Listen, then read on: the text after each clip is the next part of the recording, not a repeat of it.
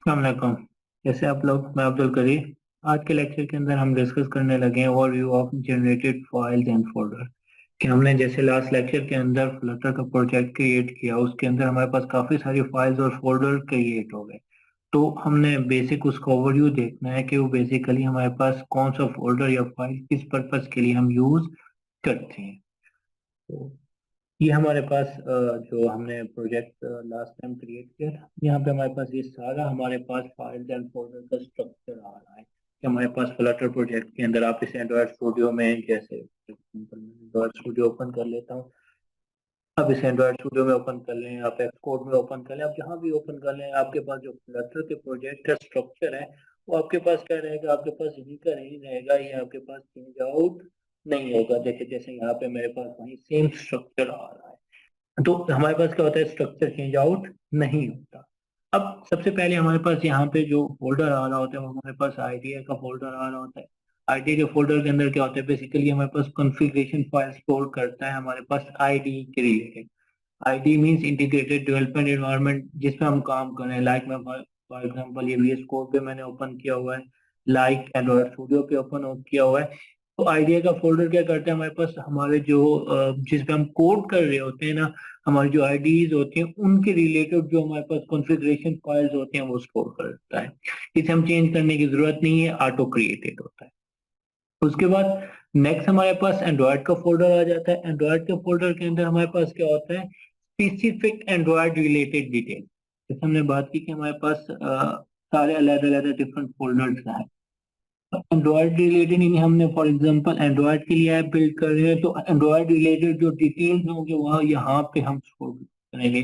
Like हमारे पास total coding का हम ऐड ऑन कर सकते हैं, 1% कोड हम एंड्रॉयड के अंदर लिखते हैं। लाइक फॉर एग्जांपल हमने एंड्रॉयड की परमिशंस का कोड लिखना है, उन परमिशंस के रिलेटेड जो हम कोड करेंगे ना, स्पेसिफिक हमारे पास उसके अंदर एंड्रॉयड के फोल्डर के अंदर करेंगे।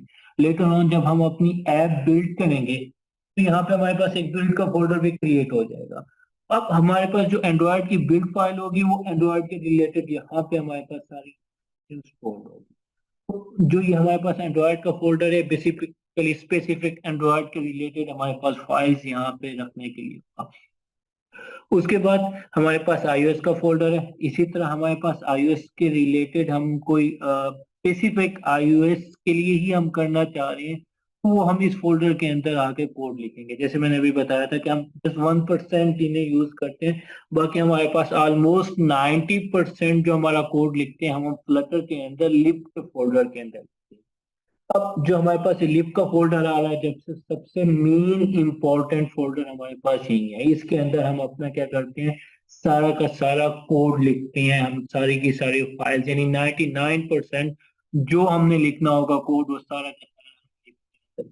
जैसे भी मैंने बात की, 1% हम कहाँ पे लिखेंगे, अगर हम एंड्रॉयड के रिलेटेड काम कर रहे हैं तो हम एंड्रॉयड, हम iOS के रिलेटेड काम कर रहे हैं तो हम iOS के अंदर वो जो चीजें एडेड आउट करेंगे।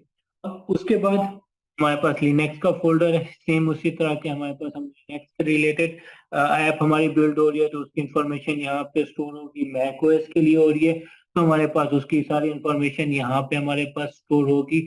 और उसके बाद नीचे हमारे पास क्या आ जाता है, टेस्ट का फोल्डर आ जाता है। टेस्ट का फोल्डर बेसिकली हमारे पास कि जब हम अपनी ऐप बिल्ड करते हैं तो हमारे पास यहाँ पे टेस्टिंग की फाइल्स अवेलेबल होते हैं। ये बेसिकली हमारे पास किस लिए यूज होता है, हमारे पास फ्लटर के विजेट को टेस्ट करना चाह रहे हैं। लाइक जैसे हम अपना प्रोजेक्ट कंप्लीट कर लेते हैं तो हम उस पर डिफरेंट टेस्टिंग अप्लाई करते हैं, यूनिट टेस्टिंग करते हैं, डिफरेंट टेस्टिंग टेक्निक अप्लाई करते हैं। बेसिकली जो हमारे पास एक टेस्ट फोल्डर है उसके अंदर हमारे पास हमारे जो विजेट की टेस्टिंग फाइल्स होती हैं वो यहाँ पे अवेलेबल होते हैं। वो हम अपने प्रोजेक्ट के लिए अगर क्रिएट करना चाहें तो यहाँ पे यूज आउट कर सकते हैं।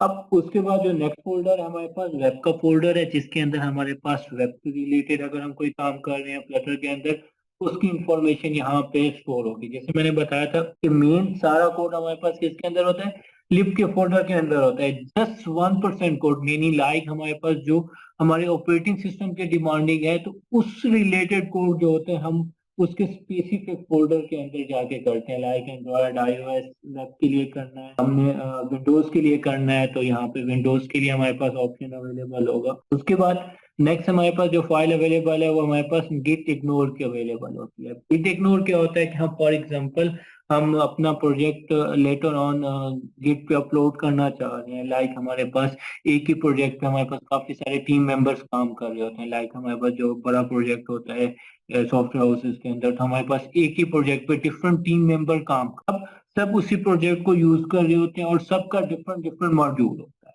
अब उसके अंदर क्या होता है, हमारे पास कुछ फाइल सबके हमारे पास सेम रहती है, कुछ फाइल हमने अगेन अगेन अपलोड नहीं करनी होती। तो गिट इग्नोर के अंदर हम क्या कर देते हैं, हम मेंशन कर देते हैं कि बेसिकली जब हम इसको गिट को पुश करें पुल करें जो कमेंट करें जो हम करना चाह रहे हैं गिट से रिलेटेड काम, तो हमारे पास वो चीज हमारी अपलोड ना हो जो हम रिक्वायरमेंट हमारे पास नहीं है।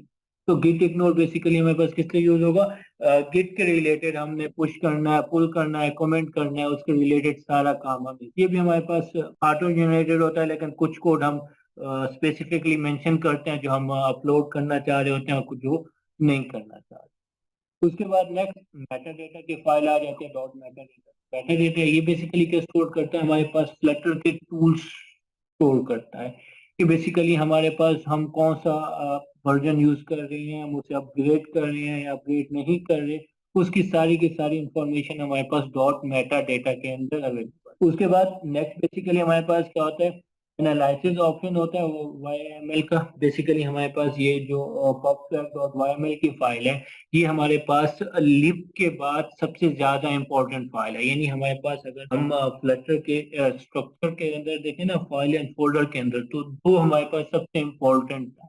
एक फोल्डर हमारे पास लिब का जिसके अंदर हम सारा कोड लिखते हैं, और दूसरा हमारे पास pubspec.yml की फाइल होती है जिसके अंदर हमने अपनी फ्लटर के वर्जन को एसटी के वर्जन को मेंटेन करना होता है, हमने अपनी डिपेंडेंसीज ऐड करनी होती हैं, हमने अपनी सारी कोई हम वीडियो यूज करना चाह रहे हैं इमेज करना चाह रहे हैं ऐसे हमने अपने डिफाइन करने हैं, वो सारे के सारे हम इसके अंदर यहाँ पे डिफाइंड आउट करते हैं कि हम फॉर एग्जांपल कोई स्पेसिफिक फॉन्ट यूज करना चाह रहे हैं, वो सारा का सारा पब्सपेक YML के अंदर होगा।